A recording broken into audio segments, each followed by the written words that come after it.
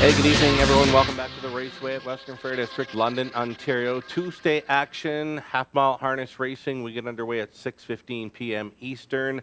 HPI, play of the day. Right off the bat, race number 1, we've got for you number 7, Dalliator, coming in 9-2 in the morning line. He's facing easier tonight.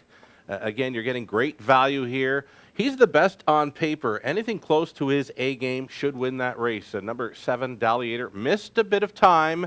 But again, the A game should get it done. Dalliator for Dustin in the opener. HBI play of the day for HBI Bet and Western Fair District. The pick 3 play. It is a go-to wager using the 7 Dalliator, of course, in race number 1. For backup, the 1 big debut in the second career outing. Going to key in on number 6, Magnificent, in the second race. A winner by more than 15 lengths in her latest. Bob McClure stays on the drive for the trainer, Dean Nixon. She's the key for race number 2. In the third race, it's a 1-5-7. I don't see the early pick 3 paying a whole lot, but give it a shot. Again, as mentioned, a go-to wager here with that $2,500 guaranteed pool, low 15% take. The early pick 4 does start in that third race. Use the same 3. It's a 1-5-7. Number 7, Fade Away. It's another combination of Bob McClure driving for the trainer, Dean Nixon. Really liked the look of her last time out here in London. Over into race number 4. It's a 1-3-5. Fifth race. Number 5, One Tough Nerd, getting class relief. The outside post, number 7, Match Tuition, caught in traffic last time out. And over into race number 6, it's the 2, 3, and 8. Number 8, Dream Fair Eternity, much the best in her outing there last time out in London. And she does face a bit tougher tonight, but off that huge victory, I think she could be good to go once again in that race 6 Super High Five play. Race 7, it's the Up the Credit feature race.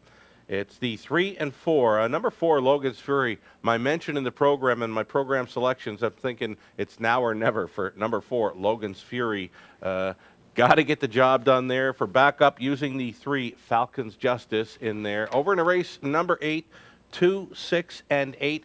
Hit the all button in race number 9. Probably one of the most wide open events on tonight's card. And in race number 10, look for the 2, Go Mud. Rob Shepard on for Patrick Shepard. Those two were heating things up here on Friday night in London. The 9, Remus Blue Chip, overcame lots of traffic in his latest. Bob McClure, of course, staying on for Len Lalonde Jr. That's the way I see some go-to wagers shaping up here today at the Raceway. We're going to take a short break right now. Coming back, Greg Gangle will join us for the rest of the pregame. Stick around.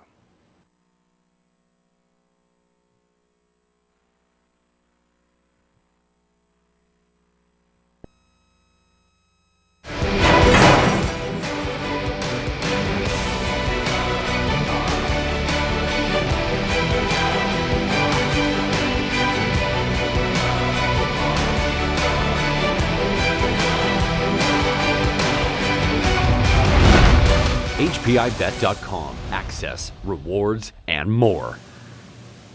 Hey, welcome back to the Raceway, everyone. You're watching Race Day at the Raceway, Western Fair District, London, Ontario. Assistant Racing Manager Greg Gangle joining in, myself, Sugar Doyle, for the second part of the pregame tonight. Wagering menu for tonight, setting up like this, low 15% takeouts on some decent wagers here. How about that high five that continues to pay well, and the horse players just still chasing after that wager, Greg? And we continue to have nice carryovers, a couple of every month, and horse players certainly pound it. 15% takeout, you really can't lose. Can't lose. Free programs, selections, video replays, ticket ideas, whole lot of info there on our daily racing page at westernfairdistrict.com. Go-to wagers, we've been talking about them. Pick 3 play, I don't think there's a whole lot of value to be had in this early pick 3 today, but don't spend a whole lot chasing after it, but it is a go-to wager. Give it a shot. Race number 1 to begin the pick 3. I believe there's a key there in race number 2. Magnificent, off that huge victory last time out. She's a winner by more than 15 lengths. How can they beat her? Yeah, it really kind of diminishes the pick 3, so to speak, but if this one goes down the tubes, you're going to get a nice payout. Right on. The pick 4 is beginning in races 3 and 7. As mentioned, the high fives, races 6 and 10. That mile and a 16th distance working out well for those big fields. Yeah, it's wonderful. 9-horse field, 7 on the gate, 2 trailers, hence the couple of carryovers that we generally have on a monthly basis, and I think drivers respond well to it, and again, the payouts speak for themselves. I believe that added distance helps in allowing all horses in the race a much fairer try at the race. You know, the outside post 6 and 7, you see them leaving constantly. Even that 9-hole, which used to be a horrid post position in those 9-horse fields at a mile, that 9-horse, I've seen them slip up from the back tier spot, be sitting 2nd and 3rd going into the turn. Yeah, the main reason we went from a mile to a mile and a 16th was safety. And for that reason alone, for our drivers going into the first turn, I think that we've completely eliminated that. Not that there was really a safety issue to begin with, but you know, obviously we want to err on the side of caution. From my point of view, up top, where I call the races from, when they had the 9-horse fields, they were going a mile, I looked for lots of tight action going into that first turn, and it did get tight lots of times. With that mile and 16, I don't see that tight action. Well, it's kind of like you're leaving on a 5/8 if you talk to some of the drivers. And you know, we're a winter track. We're racing right now in January, so you know, things can get a little snug in that first turn. So adding that extra distance, allow those horses to kind of get settled, and you know, you might be able to land 3rd and go from there, as opposed to being stacked up 3 wide in that opening turn. Right on. Again, mile and 16th, high fives, races 6 and 10 this evening, the low 15% takeout on that wager. We're going to bring back a replay now. We're going to go back to March of 2017, and we're going to pick up one of the best horses we've seen in preferred action here in some time at the Raceway. We're going to pick it up. Greg Blanchard with the call.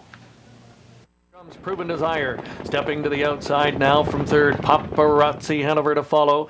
Daylight Rush moving over 3rd into the flow, and Gold Star Badlands going to save ground on the inside and traveling in 6th. Halfway home in 58 seconds flat, 29 and 2 in that second quarter, and they pair up on the way to 3 quarters, 3 in and 3 out. Rise Up Now, Proven Desire right up to look him in the eye, and that toes Paparazzi Hanover right up into a perfect striking spot. Boom Boom Ballykeel on the inside, locked up tight. Daylight Rush well within range, 3rd over, and Gold Star Badlands needs some racing room. 3 quarters, 127 and 3, and they're tightly bunched with an 1/8 of a mile to go. Proven Desire strikes the front. Here's Daylight Rush kicking on with Paparazzi Hanover and Gold Star Badlands on the grandstand side. Anybody's race here as they drive to the wire. Gold Star Badlands trying to sweep. Gold Star Badlands mows them down. It's 2nd. That was Daylight Rush. Paparazzi Hanover 3rd. Long shots all around in the 5th. There it is, Gold Star Badlands, affectionately known as Gordo. One of his 11 victories here, 2017. Definitely a horse for this course. All victories coming in preferred action, except for one of those, over 60,000 banked last season. The majority of that coming right here in London. Scott Young looked like a genius there, didn't he? It's like he had everything planned. It didn't look good, even around that final. Even coming for home, he's still last at the top of the stretch, so definitely one of his best victories here. It's amazing. If I'm not mistaken, Gold Star Badlands, every single win this season has come right here at the Raceway. They have, and all but one in preferred action, and that is why he's the older pacing horse of the year. The winners for the awards of 2017 were released on Standard Break Canada and other media there last week, and just going through the connections here, Gold Star Badlands, Morley Bradshaw, Heather Toll, a great job conditioning. Of course, the answer loves driving that horse. Yeah, absolutely, and he's the type of horse that needs an aggressive drive. Now, older pacing mare, Keith Cullen, Solid Queen, she's just the the ultra consistent mare as well. And she's game from anywhere on the lead or from off the pace. Mach 1 had that great run here in Ontario through the fall for Mark Winnicott, Aaron Bindrova, south of the border now. So, yeah, they sold him privately south of the border. Bobby Bongiorno's the conditioner, and he's a bit of a late bloomer. We didn't see anything of Mach 1 up until maybe 6 weeks ago or a couple months ago, and he's rattled off about 7 wins, and he's crowding the 3-year-old. Then Casino Classic for 3-year-old pacing filly, right from start to finish.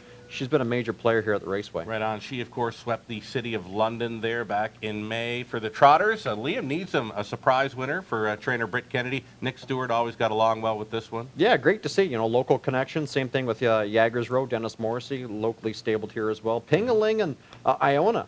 Bill Shaw getting the job done with that 3-year-old trotting filly. Right on. Pingaling, another one that's sold to south of the border, now based out of New Jersey, I believe. So, of course, other winners there were the Claimers. Remus Blue Chip for the Lalondes. Riddle Me Miss had a great run there. Another one that had the services of Scott Young in the bike. Yeah, absolutely. Mark Kurther, he was the primary conditioner for Riddle Me Miss.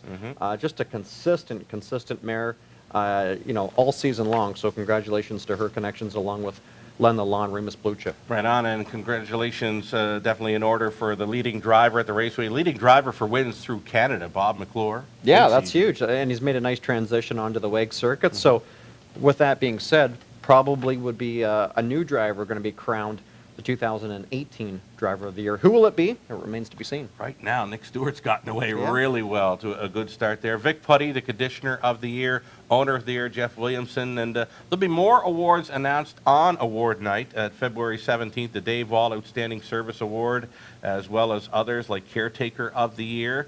And we are now taking submissions for nominations. It's the Caretaker of the Year Award. Nominations now being accepted.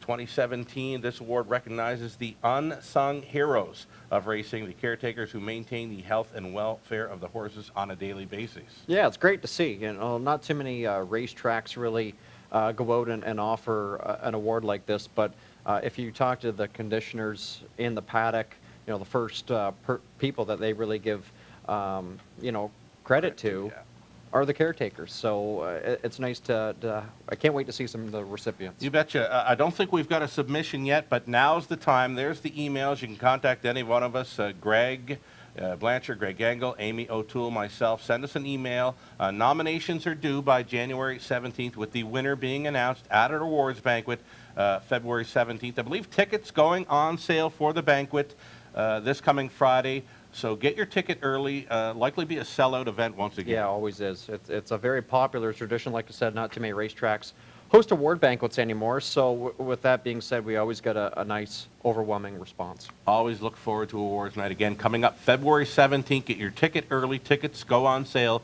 beginning this Friday. Full card coverage tonight. TVG and HPI. Yep. Possibly Peter Lorre will be checking in with myself or you. Yep. Live hits between races. So we're expecting to be betting into big pools tonight. Yeah, big pools. We always do well on Tuesdays. We did well last night as well. So hopefully that trend continues. Again, having that presence on HPI, TVG. We have a great relationship with Peter Lorre, TVG, and the rest of the crew there as well. So big pools are expected. Right on. Guest handicapping tonight. We've got the hashtag Lunos. We've got Michael Carter with his selections for Post Time with Mike and Mike. Rod Allums Jr., NahooPicks.com. Full card analysis on both their websites, posttimewithmikeandmike.com, NahooPicks.com. The guys have been great. Yeah, they've been great. And a lot of times they're hitting with these pick threes and pick four tickets, different types of budgets. So again, if you're not sure where you want to go, at least check out their picks because they might have some horses that you don't, or vice versa, and you can compare and maybe craft your own. Right on. Let's go back and do some recapping now and some pick 3 and pick 4 playing again. I don't think there's a whole lot of value to be had unless that 6 gets beat in race number 2. My ticket hinges on that one, Magnificent. Off that victory last time out, a winner by more than 15 lengths. It's Bob McClure teaming up with Dean Nixon. Very tough to go against her in there. Race number 3, it's Bob and Dean teaming up once again with the 7 fadeaway. I was really impressed by her victory last time out here in London. Yeah, she was super, and like you talked about the connections, more like a Magnificent. That's one's going to be bet off the board. All right, on over into race number 3 again to start tonight's early pick 4. I'm going to stay on the 1, 5, and 7 there.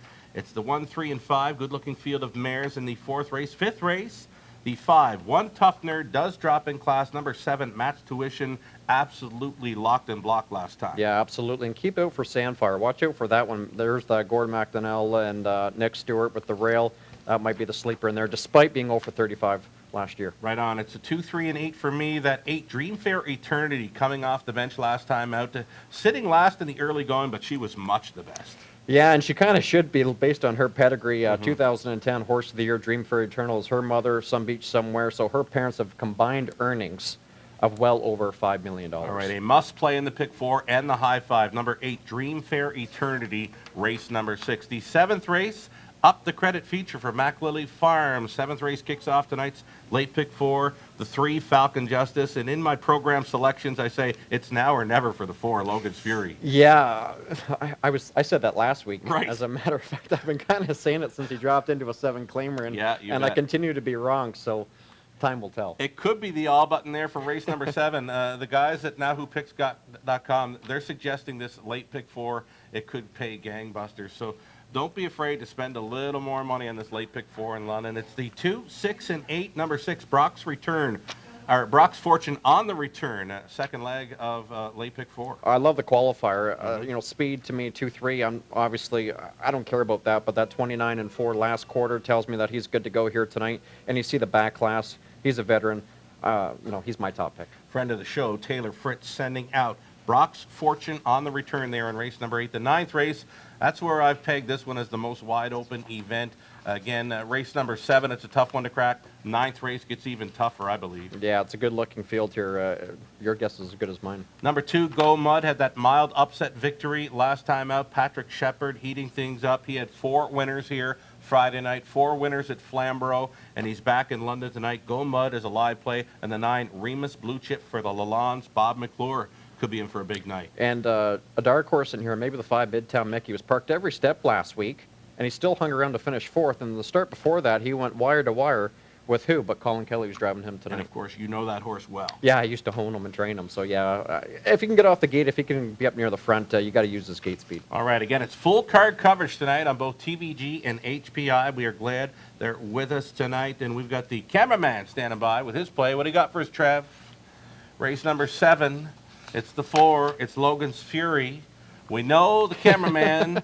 He's a big fan of our drivers here, and one of his favorites is Lauren House, so he will be cheering on and trying to rouse up Logan's Fury in that 7th race. I'll tell you what, I've been cheering for him too, so cameraman and I, we might be outside. I've been chasing right down the hub after rail. him for a while. It's now or never for Logan's Fury, race number 7. Another edition of Survivor Tuesday, always free to play. Yeah, it's a great opportunity. It's free to play. You can win a $100 voucher with your HPI account. And again, check out the website for more information. And also, if you're on track, you can play as well. Right on. Brought to you each and every week by HPI Bet Closing Boards. You can check out our website. Daily Racing page has everything you need. Free programs, selections, video, and replays dating back to 07. And a new tab on there. It's a ticket ideas. Great. Yeah, like I said, we got Now Who Picks on there. We have Post Time with Mike and Mike. You, of course, Lou Sorello, the hashtag Lou Knows. And again, it's just options. So depending on your budget, if you want a couple of templates to go by, check out the web. Right on. If you've got comments or suggestions, we'd love to hear from you. Greg Blanchard, Greg Gangle, myself, give us a follow on Twitter tonight. I'm at Sugar Doyle. Join the conversation as we get set to roll. Post word at 6:15. Good luck tonight.